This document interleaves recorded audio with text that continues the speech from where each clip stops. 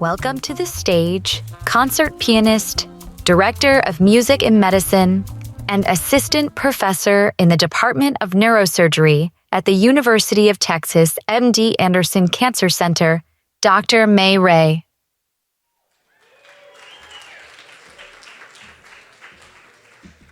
Good evening, and so glad to have all of you here. We're going to have a really fun evening. This is an unconventional and innovative concert experiment you're about to witness. It's also actually part of a clinical trial that we are conducting at MD Anderson Cancer Center, where I'm a faculty in the Department of Neurosurgery, and we're also founded and now spearhead the Music in Medicine initiative. So that initiative has two main components. One is very scientifically rigorous, research-based. So we have 4 clinical trials where we're assessing the impact of bedside music intervention and also using music in the operating room and in the ICUs. And we're measuring the effects on cancer patients, for example, on chemo brain, on cognitive impairment, pain, physiological stress. And on the provider side, we're also looking at how music may enhance surgeon performance in the OR and help harmonize the team dynamics. Additionally, we have studies titled, like the one you're about to witness, called Your Brain on Music. We have the main slide up. So this particular study, we're looking at the impact of an immersive live experience, just like the one you're about to experience, on both the peak human performance side, so on the musician side, as well as on the recipient side, so on the audience side. The reason we don't have right now, I only brought one headset. It was hard enough to get through customs with one medical equipment. So normally we collect data multiple participants, both from, for example, chamber ensemble, we have a cellist and a pianist or a conductor. From the audience side, we may have cancer patients or a physician or caregiver wear the headset. So I invite you to pay attention to, this is a visualization, a live brain-computer interface visualization made by, with one of my collaborators, a wonderful collaborator, Buddy. He's a faculty at Bowdoin University in Maine. So here we selected only 10 electrodes out of the 21. That's on the EEG, electroencephalography headset I'm wearing. So this headset is pretty incredible because different from a conventional EEG headset where you have to gel, those of you who were at the talk earlier, where you have to gel the individual electrodes, and that took a long time. This one is very easy to administer, and it's on and off with removable electrodes. And the data quality is very comparable. So we're looking at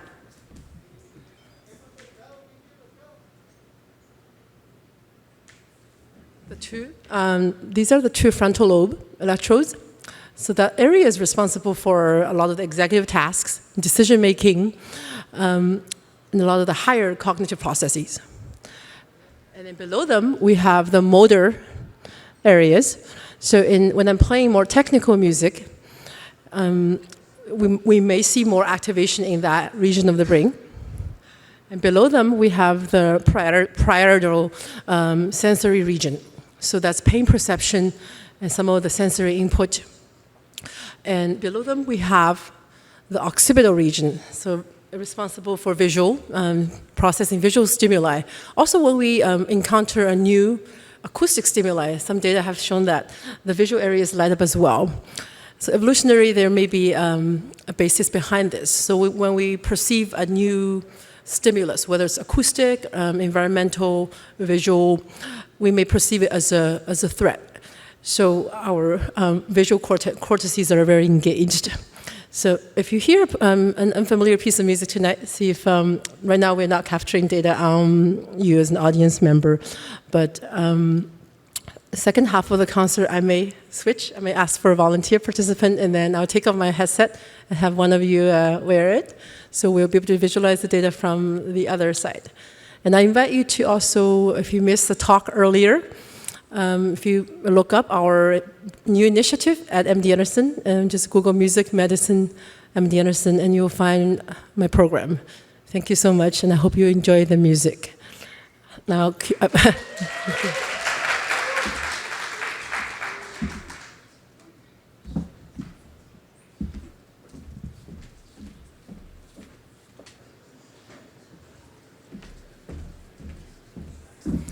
So I've curated a very diverse musical menu for your acoustic taste tonight. Earlier today, I described harnessing the healing impact of music's medicine and how it's difficult to select, especially from the classical music genre, because of the heterogeneity of classical compositions. So tonight I will showcase kind of a buffet of different compositions ranging from something very relaxing, like a nocturne by Frédéric Chopin, to something very stimulating, such as a tarantella by Franz Liszt. So I hope you enjoy.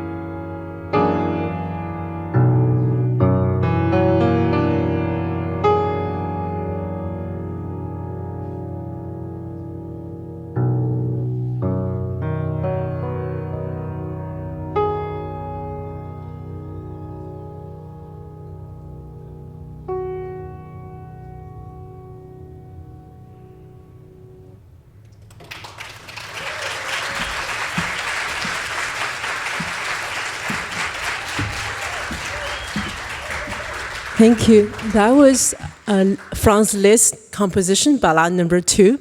And it's a very dynamic piece. We wouldn't typically implement a piece like that as part of a music intervention in critical care cohorts, for example, in the ICU, because music does have side effects. And my advice to you is if you ever have surgery or if you're ever going through any type of procedure in a clinical environment, do inform your surgeon and your care team of your musical preferences. And my dream is one day, very soon, with all advances in AI, neurotechnology, there will be a lot more real-time biofeedback.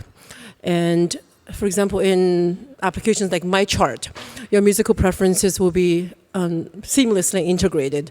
So if you don't like death metal or really loud activating techno, during a surgery, your surgeon would not put that on, because in studies, they have demonstrated that some type of music, overly activating music, could cause, even in patients who are under general anesthesia, it could cause instabilities, and it could cause, for example, arrhythmias, even when the patient is under full sedation, if the surgeon chooses to play very loud activating music. I think we have but this may be a good time for us to switch to a volunteer participant, because next I'm going to play a piece that we do use in some of our studies. So I see a few, we have a choice of either recruiting a musician or a non-musician. What do you guys think? Okay, we have, I think I see your, do you want to introduce yourself? Yes. Yes, you're the closest. Okay. Please come up and we will have you seated. This will take about 3 minutes to set up. Okay. Nice to meet you. Hi, Will. Great to meet you. Should I introduce myself? Yeah, of course, yeah. Hi, I know some of you. My name is Will O'Brien. I'm also a musician, but not. I don't play as my career. I'm a technology entrepreneur, but I have synesthesia, so I hear everything as music since when I was a child. And so my dream has always been to heal the world through music, because certain types of music has healing properties. So I'm really excited about this topic and excited to see what we do.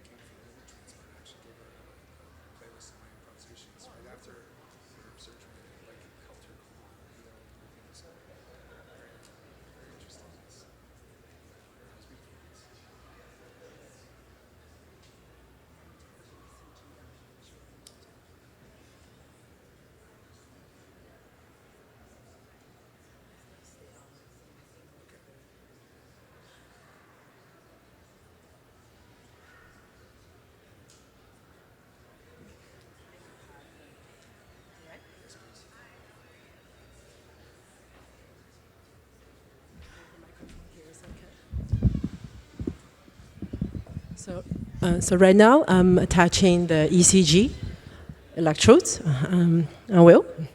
So they measure not brainwave, but cardiovascular activities.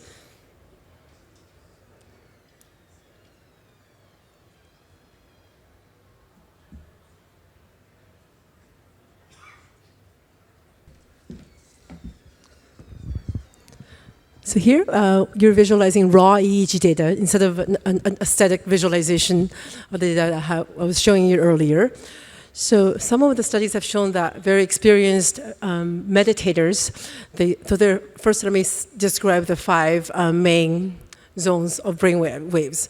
So it starts with the highest frequency or the highest speed in the gamma range, decreasing to, we have beta, and then alpha, and so most of the people that meditate, they will start in the mid-beta range.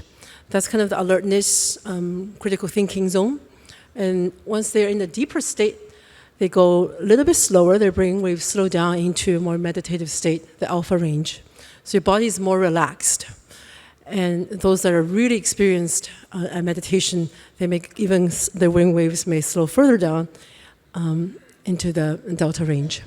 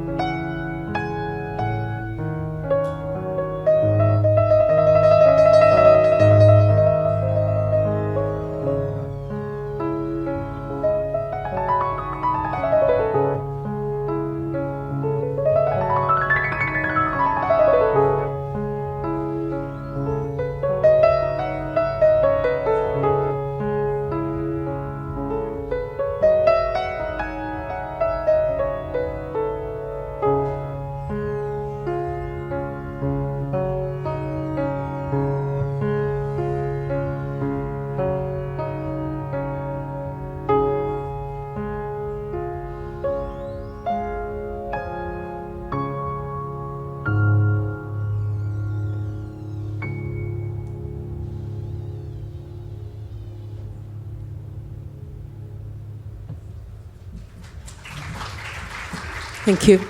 I think we're having a little bit of tech issues, and I see the transmission of the data is not fully translated on the screen. We will try to fix that. But in the meantime, so that piece was used for one of our clinical trials. With the exception of towards the end, you probably heard there was a big spike in the dynamics. So we modulate and we record for all of our studies, and keeping in mind all the different compositional elements that we isolate, identify, and analyze. Work with Grammy-winning composers, a lot of professional musicians. We work with neuropsychologists, surgeons. So these studies are very multimodal and multidisciplinary. So by contrast, I'm going to share one more piece of very activating music. And this is a Tarantella by Franz Liszt.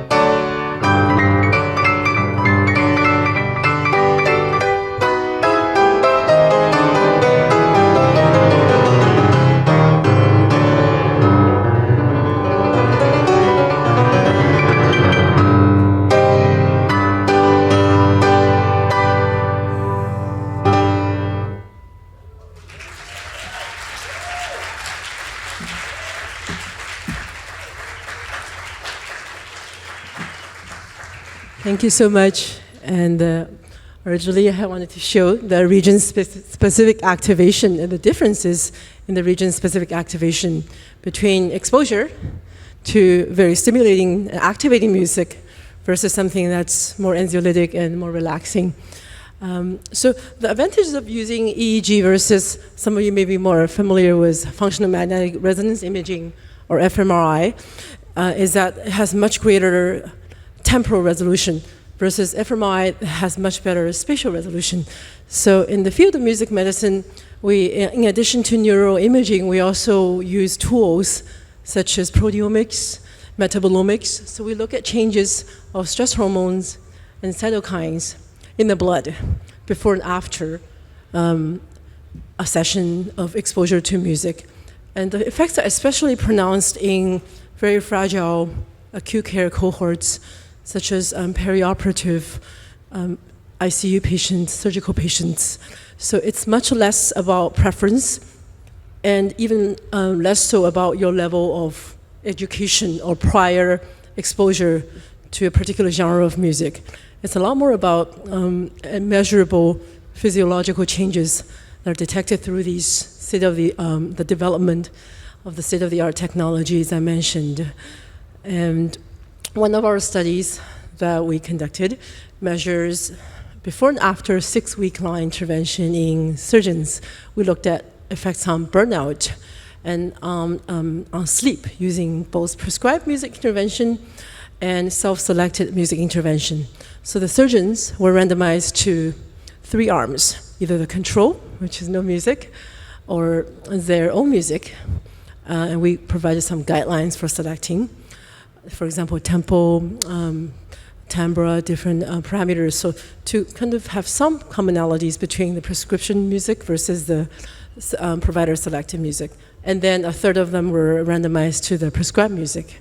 So what was interesting, and I showed some of the data in my talk earlier, was that in the prescribed music group showed the largest increase in functional connectivity between critical brain regions, for example, the insula, the anterior cingulate, which are responsible for affective empathy.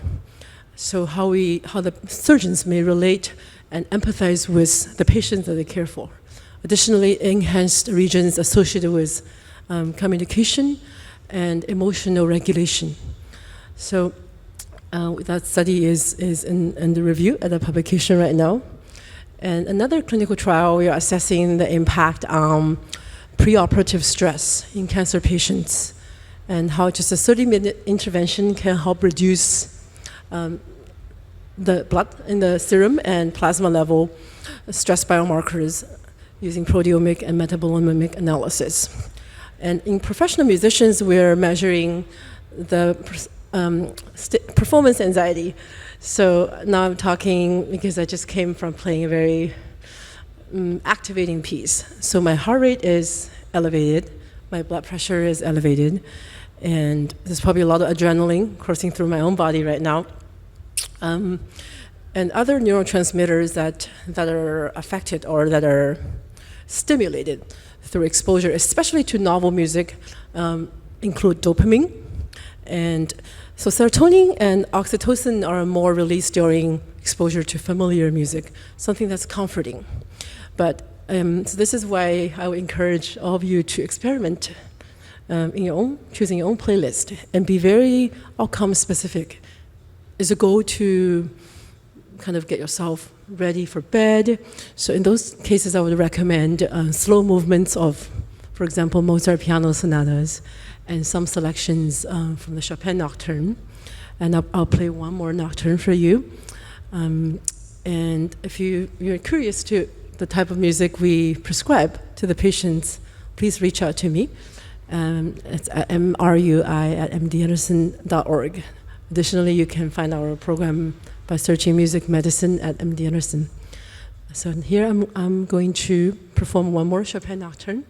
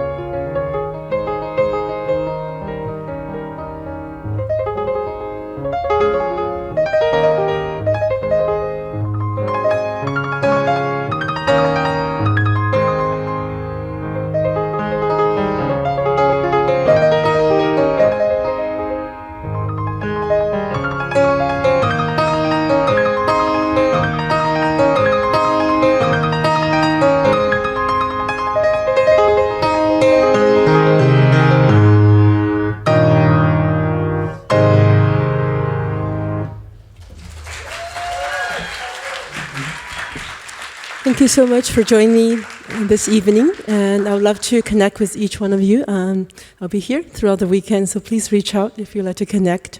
Thank you again.